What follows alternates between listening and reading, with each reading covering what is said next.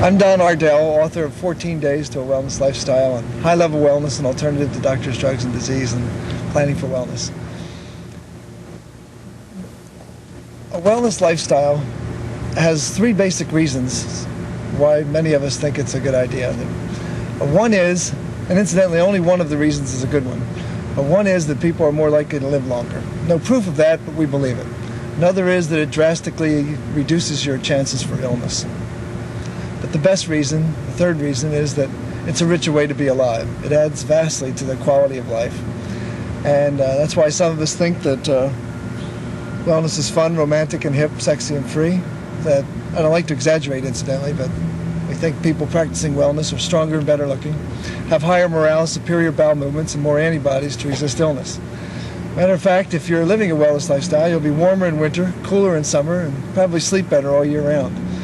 We'd suggest that it's likely that you'd even get elected to something, become wildly popular, become tax exempt, and get better gas mileage.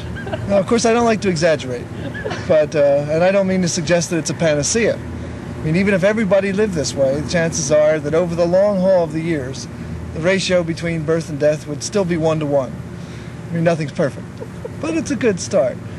I'd also like to suggest for those who haven't had the good fortune to attend a wellness conference at the University of Wisconsin-Stevens Point, that there are certain basic elements in wellness that we think everybody ought to know about, whether he or she comes to the conference or not.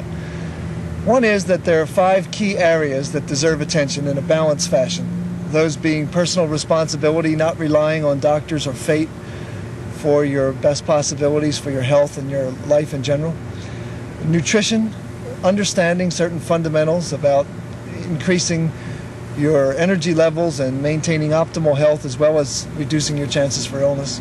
Physical fitness, understanding that there are many reasons and many ways to pursue high levels of well-being, and the best reason is not that if you don't do it, you'll become sluggish and develop various kinds of problems, including furniture disease.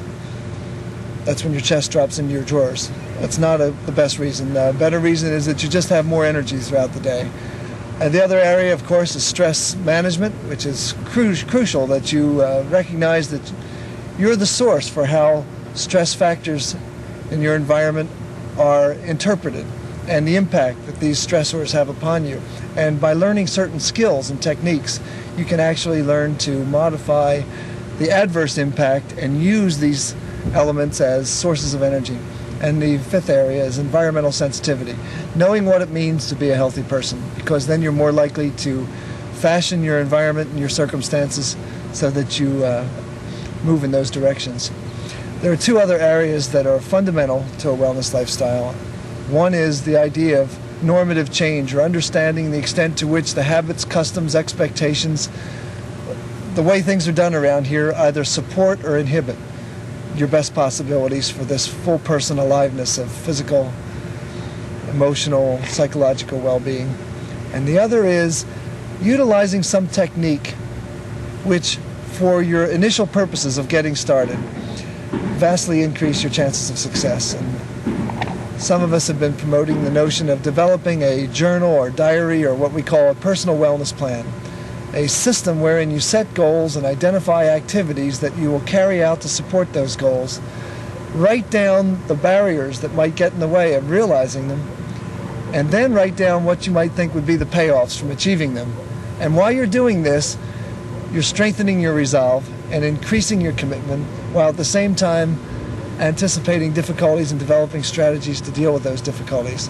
Another part of the plan is identifying people in the at-home work and play who will be helpful to you, make it easier for you to carry out your goals, writing a contract with yourself, and then after 2 months, taking a look at how things have gone and maybe making some adjustments. This is part of wellness. You can read about it, you can talk to people who are living this way. If you're really fortunate, you can take the time, you can come to a place like Stevens Point in July and attend a wellness session and get ridiculously well and have a good time in the process.